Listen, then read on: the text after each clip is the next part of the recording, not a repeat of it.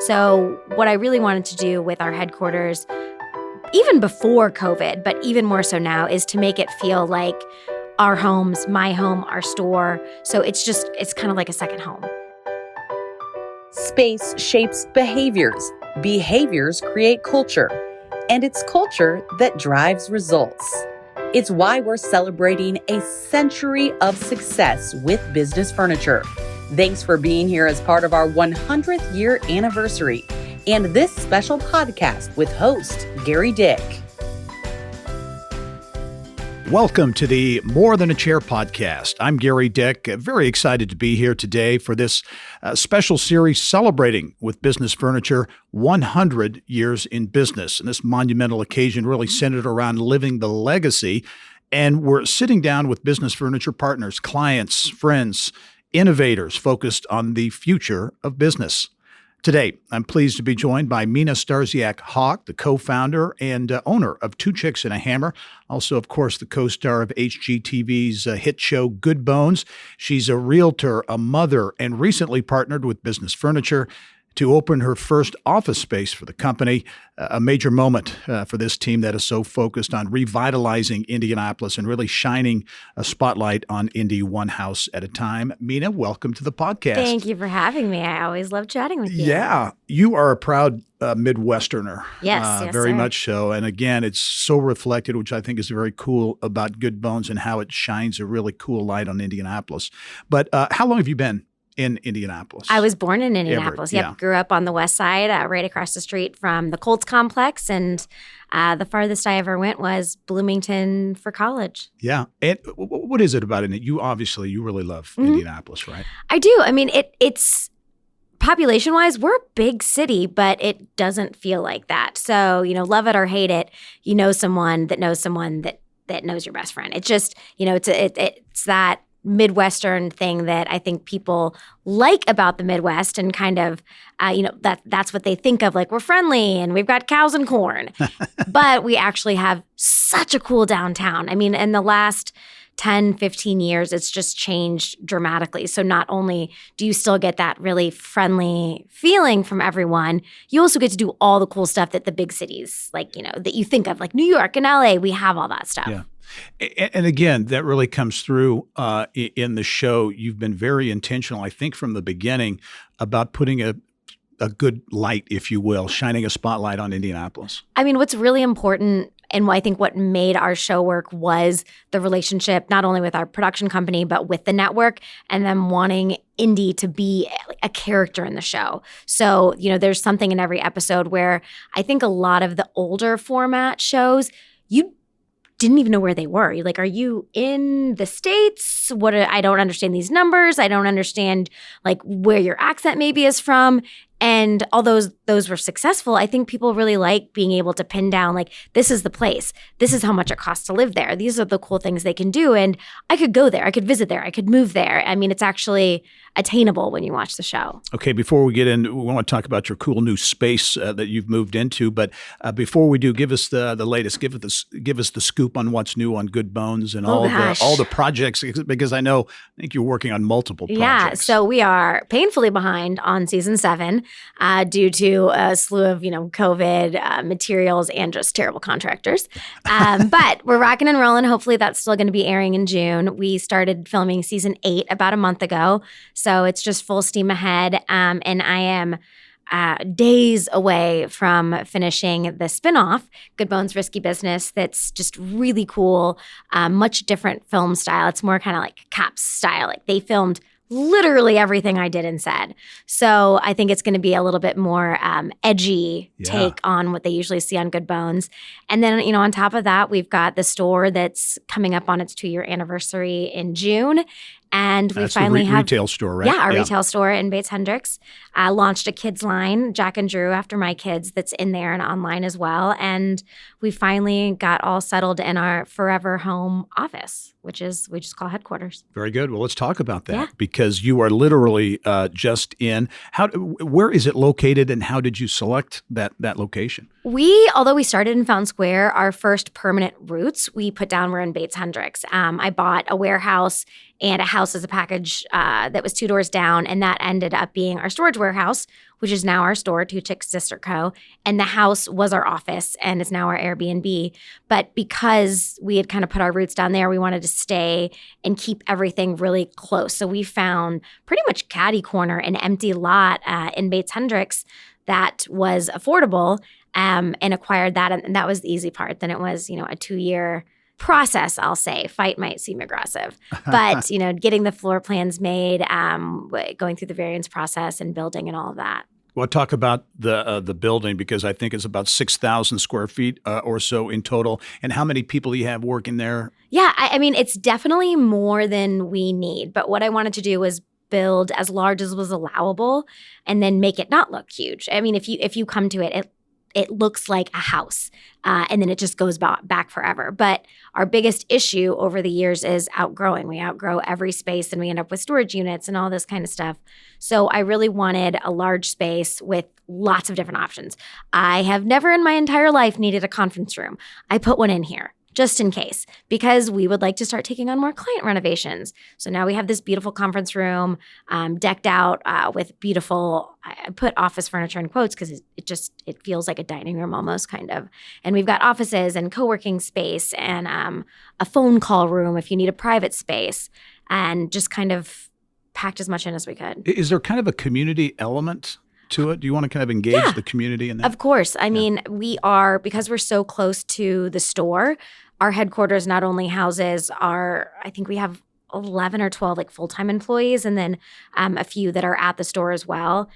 But it has, our contractors are coming in, our vendors that we work with come in, and not only do they come in for meetings, but a lot of the build was them. So we have a beautiful metal and glass wall that's our Iron Timbers guys. All our furniture is, the office furniture company that we're celebrating today.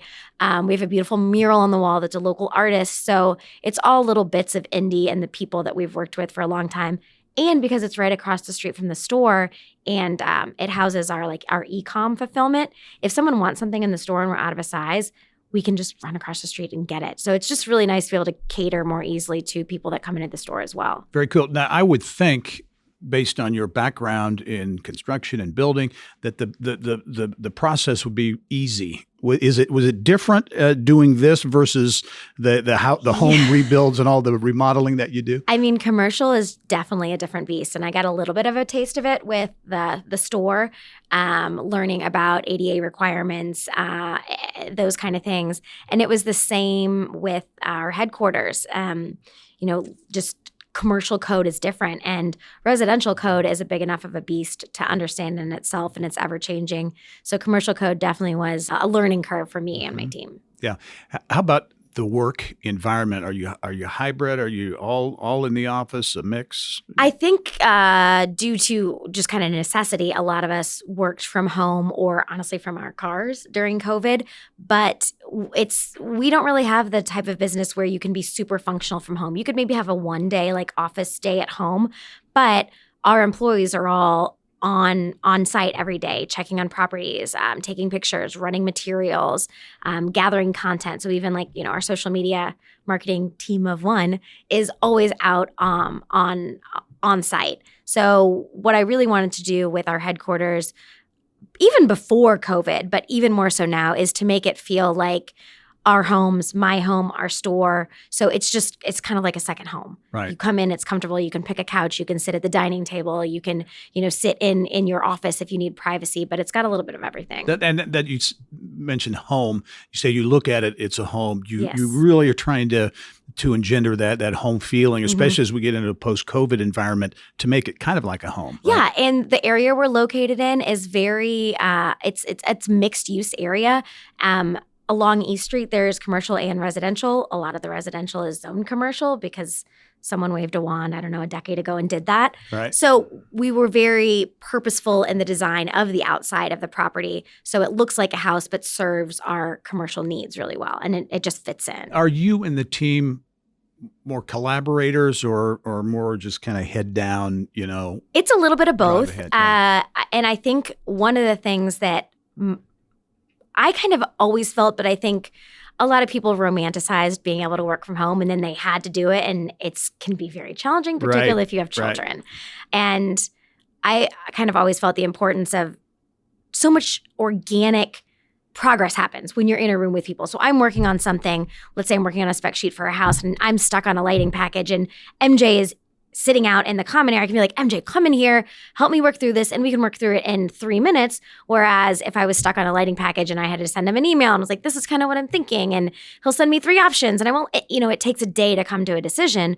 Whereas if we're all in the same space, we can organically pull upon each other for inspiration and assistance, and it's more functional for us, at least.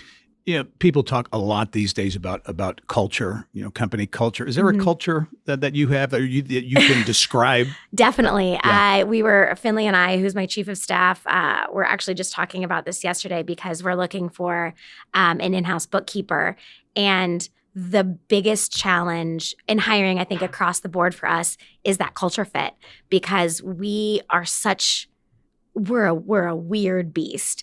It's, it's not construction, and it's not design consultation, and it's a TV show. And so it's this weird version of everything.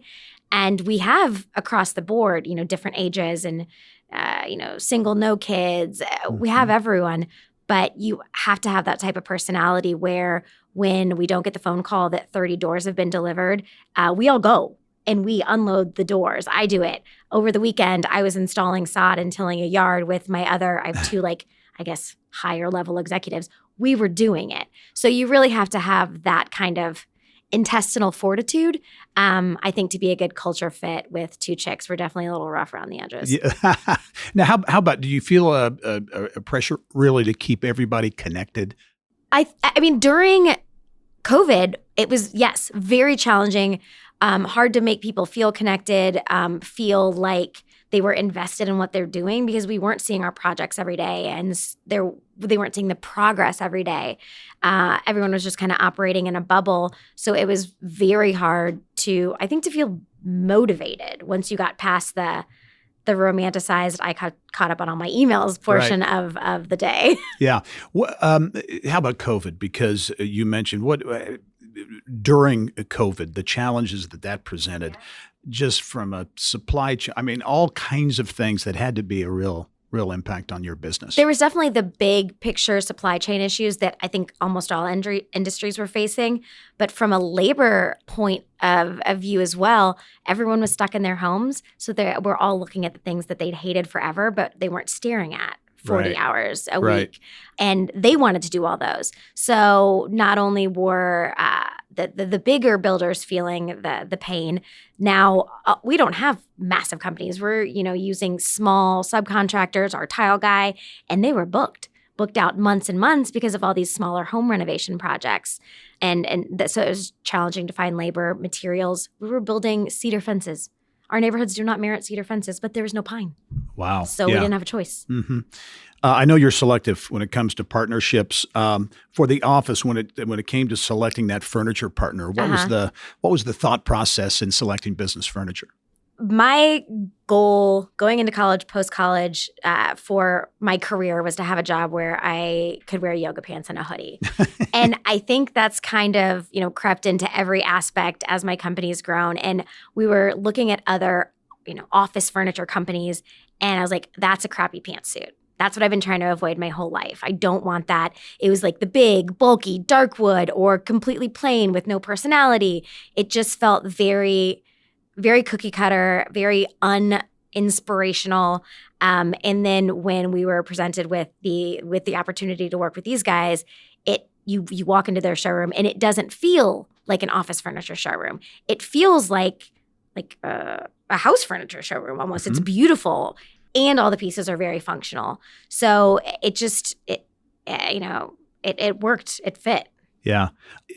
From a kind of a day-to-day thing, managing your team, the personalities, you've got cameras and the production folks that are involved there. How do you manage that on a daily? And I'm sure some days are more stressful than others, but how do you? Well, I'm medicated, but it's just I've learned, I think I grew up being very flexible. I have a huge family. It's very crazy. It's all yours, mine, and ours. So it was kind of bred into me to just be okay with chaos. And that continues now. And it's a controlled chaos, hopefully most of the time. But it really is, like I said, there are days. It happened yesterday. We had to go unload doors because, we didn't get the phone call. So we're just constantly pivoting. And again, part of the culture fit, being able to have that mindset of, I have a plan and it's a good plan, but if I need to shift, I can, and it's okay. So it's just, keeping that, the end game in mind. In mind, what does keep you going as a business owner? Because you're doing so many things. You're in front of the camera doing all that stuff. But being a business owner, there are things you have to do that can kind of get in the way. What do you have an inspiration? Do you have anything that kind of drives you? You talk about seeing that end goal down there. Is that maybe part of it? Yeah. My husband and I, we kind of every few months have a touch base and say, are you doing too much? Am I doing too much? Do we need to adjust? Do we need to change the sitter hours? But I think the overall consensus that we've come to is we both really like working. I probably thrive in the chaos a little more than some people, but we want to work, and let's work really hard now so we can do whatever we want, in 10 years. I think if I were to be able to retire tomorrow, I would not. I would hate my life. It'd be awful. So I think just enjoying what I do really, it obviously is a huge help. Back to the office and the design process, because you're involved in that, obviously in the homes that you do, but do you have a favorite part of the design process? Probably twofold. I really enjoy, for me, the floor planning process is, I don't feel like I have a design brain. I have like a problem solving like math brain, and it's kind of like a math equation. I have this square footage that's in this shape because a lot of times we have the existing floor plan, and I really like figuring out the solution or options of solutions to that problem, which is the floor plan. If we have a new build, that's kind of hard for me because there are no limitations, and that can can be tough. Right. I really enjoy that portion. And then also when the mood board starts coming together, I usually will find something that I love. Let's say it's a vanity that I stumbled upon for an old house that I want to use. And that's kind of where I start this vanity. That's what the whole house is going to be designed around. And so I like that portion of it as well. What about from the television standpoint, being a celebrity, being people, you have to get, I know you get recognized around town. And what's that process like? It's obviously changed. We're going into season 8. And a lot of times doing TV, you just feel like a dancing monkey. Like, this isn't what I set out to do. I'm not, I'm not saving the world. Like, this is not important. And it doesn't feel, valuable sometimes, particularly when you get into the conversation of people on the not happy side of gentrification. And that's not why I went into this business. It wasn't to hurt people or, steal housing. So a lot of times it feels like there's lacking a purpose. And then I run into people who the show is so incredibly meaningful for. Yes, whether right. their kid was in Riley Hospital for 6 months getting treatment, and they watch the show every day, and that's what was their bright light, which I can't even begin to understand because I've never had that challenge or something that I needed to be able to look forward to. But it is for a lot of people. And it's, that aspirational mother-daughter relationship for a lot of people. You inspired me to reach out to my mom. Like, those things that make me realize that people gain a lot more meaning from the show than I necessarily understand being the one on the filming side of it. Yeah. What's it like working with your mom? Oh my gosh, you've met my mother. Yeah, of course. She's crazy. Crazy, yeah. It is never boring. It is, once you think you have her figured out, you don't. So, she always keeps you on your toes, and she's just, she's at the point in her life where she's doing whatever she wants to do and she loves it. So she is filming less. She's not having to do the business side of stuff because I bought her out a few years ago. So she's just really enjoying, traveling and visiting grandkids. And she's downsizing. Everyone's freaking out because she's selling all of her stuff online. Oh my gosh, yeah. She's moving into her little carriage house that we did for the show. So she's just really in that simplifying portion of her life. What, and back to your doing things meaningful, because I would certainly argue that what you do is very meaningful for Indianapolis and the city and its image. You talk about talent and talent attraction and retention, which is such a huge issue here. What you all do plays a role in that. I think it's one of the things that gets completely overlooked, definitely underrated, is, the show can be annoying because we take up a lot of parking on your block if we're doing a house, but what the show has done for Indianapolis is huge. Nothing gets done in the city without people wanting to be in the city and there being a tax base. And our production crew spends millions of dollars just on their hotel stays a year, let alone the small businesses that we go to lunch to every single day, the vendors that we show on the show that now are getting orders across the country for things. There's so many things in this like trickle-down effect from the show that get overlooked that are just huge for Indy. We have a great relationship with Chris Gall at Visit Indy because their job is to see that. Right. And so they love it and they appreciate it. And we have people moving here from, particularly post-COVID, from the coasts. I run into people, I would have thought the first couple were lying because it sounds absurd to me, but that say they moved here from San Francisco or LA or, New York because of the show, because they saw like, oh, Indy is cool. And that just wasn't a thing before. Yeah, well, I could see it. I could see it certainly has real impact.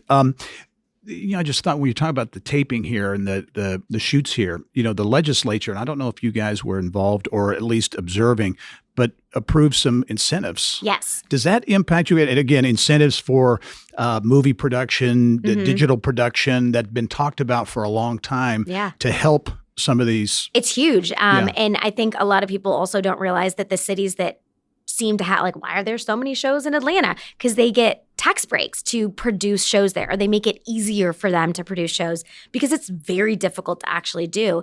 And I know Indy's been talking about that for a long time. They kind of, they're stuck with us. We're a successful show. So whether Indy gave the tax breaks or not, we'd still be around. But it does attract so much more talent to Indy because it opens up job opportunities and, you just have more people interested in the area. Yeah. Is there a certain feel, that you want people to have when they watch the show? Do you feel a certain way? Yes. And I think because Mom and I and my team we are not actors. We could not be someone else if we tried. Because of that, because of the production company we have that edits well and shows that, and the network that supports that, I want people to watch the show and come into the store and think they know me.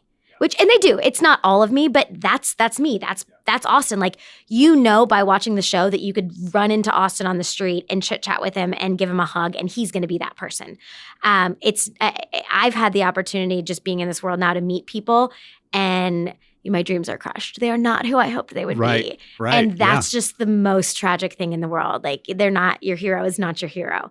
So I think just wanting people to feel it's relatable and it's attainable and, aspirational, inspirational, however you want to take it. I think it does get a lot of wives into trouble because it makes it look easier to make their husbands do certain projects. I get a lot of heat about that. But all in a way where they're like, yeah, you're my sister, you're my daughter, you're my mom. Yeah. It just feels really cool. Okay, what's next? Good Bones continuing season 8. And remind me again, Good Bones Risky Business. It is business. Yes, okay. Risky Business. Talk a little bit about that, because I think that's really an interesting. It's very cool. spin-off. As if all the homes I buy with two chicks and Good Bones aren't risky purchases enough, I made an even worse purchase. And it's one of the oldest houses in Fountain Square. Very cool, like old Victorian. The guy that owned it, oh my God, I'm going to space his name now, actually teamed up with the Stutz. Okay. And like they invented the carburetor. This guy invented the carburetor. Yeah. So in its time, this was like, it was the house.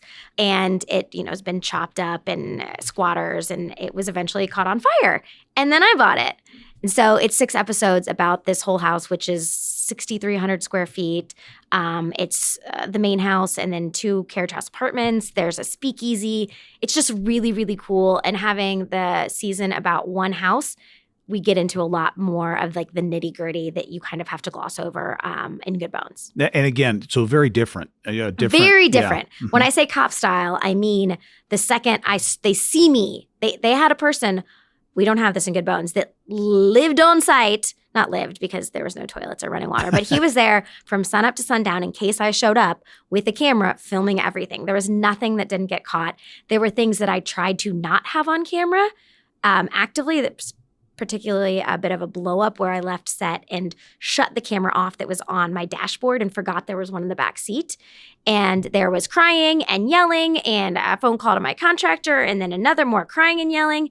And I thought it was all not on camera, and it was. So that'll be fun. Yeah. Yeah. Well, that's a good tease. You got to leave the set if you're going to cry. There's no crying like on a construction site. On a construction site. Yeah, very good. Well, Mina Starsiak Hawk, it has been a real treat to catch up with you as always. And it's great to hear your what you have coming up next, because it's going to be very exciting for Indianapolis as well. I know your partnership with Business Furniture has been extremely positive now that you're in your new space, your new headquarters home downtown. So again, thanks for joining us, and thanks for all you do for Indianapolis too. Thank you for having me. All right. And thank you for joining us on this edition of the More Than a Chair podcast. It is a podcast series that celebrates business furniture and 100 years in business. I'm Gerry Dick. Thanks for joining us. We'll see you next time. For more on how you can reimagine your workspace and help bring your teams back to better, come and see us over at businessfurniture.net.